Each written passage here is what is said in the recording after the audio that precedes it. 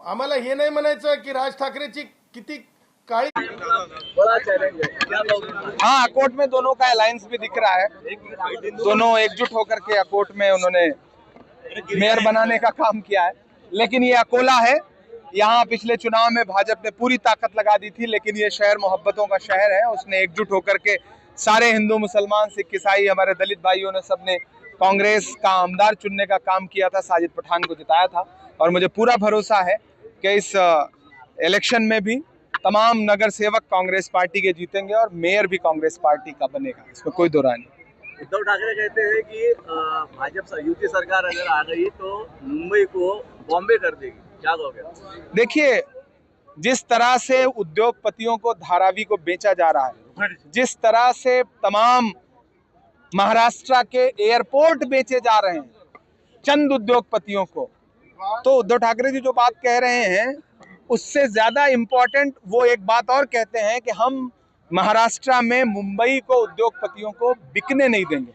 हम चाहते हैं कि महाराष्ट्र के लोगों का है, मुंबई के लोगों की है, उसको किसी उद्योगपति को ना बेचा जाए। और नरेंद्र मोदी जी की सरकार, फडणवीस की सरकार इस कोशिश में लगी हुई है, लेकिन हम बेचने नहीं देंगे। सबसे महत्वपूर्ण है अकोला में अकोला के लोकल मुद्दे।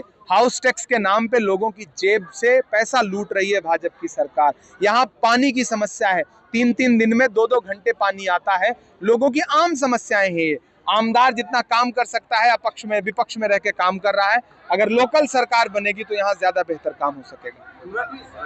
नॉर्थ इंडिया में जो वोट कटुआ एक वर्ड है, वोट काटने वाला, वो एमआईएम महाराष्ट्र में और बाकी हिस्सों में कर रहा है, ऐसा लगता है। नहीं, आप मीडिया के लोग हैं, इसको ज्यादा बेहतर तरीके से बता सकते हैं, ज्यादा बेहतर तरीके से इसका आकलन कर सकते हैं। मैं तो एक ही बात कहूंगा कि पड़ोस में अकोट है और अकोट में गठबंधन में मेयर बन रहा है, वो तो आप ही लोगों ने खबर चलाई है, पूरे देश के सामने है। तो जाहिर सी बात है कि अकोला में जिस तरह से आकर के साजिद पठान को टारगेट करने का काम एमआईएम के नेता कर रहे हैं, क्या उन्हें साजिद पठान पसंद नहीं आ रहे हैं? साजिद पठान से इतनी चुभन क्यों है? पूरे विदर्भा में एक मजबूत आमदार जीता है, आप उस मजबूत आमदार को कमजोर क्यों करना चाहते हैं? एमआईएम बीजेपी का जो थ्योरी है वो प्रैक्टिकल अकोट में दिखा, ऐसा लगता है फिर आपको? नहीं, बिल्कुल आप ही ने खबर चलाई है। आप झूठी खबर तो चला नहीं सकते, आप सारे लोग मीडिया के लोग। आपने खबर चलाई है, पूरे देश के सामने है वो।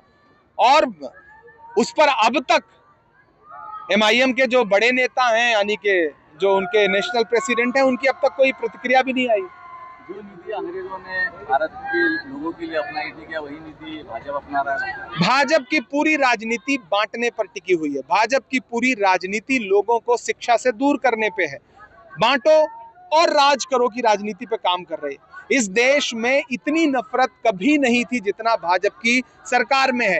भाजपा के मंत्री, संवैधानिक पदों पर बैठे हुए लोग, संविधान की शपथ लेकर के, डॉक्टर बाबा साहब अंबेडकर के लिखे हुए संविधान की कसम खा करके पद पर बैठे हुए मंत्री जिस तरह की बांटने वाली भाषा बोलते हैं, और उस पर भाजपा के नेताओं की चुप्पी कितनी शर्मनाक है। क्या इसीलिए आप मंत्री बने हैं कि आप लोगों को आपस में बांटेंगे? Thank you.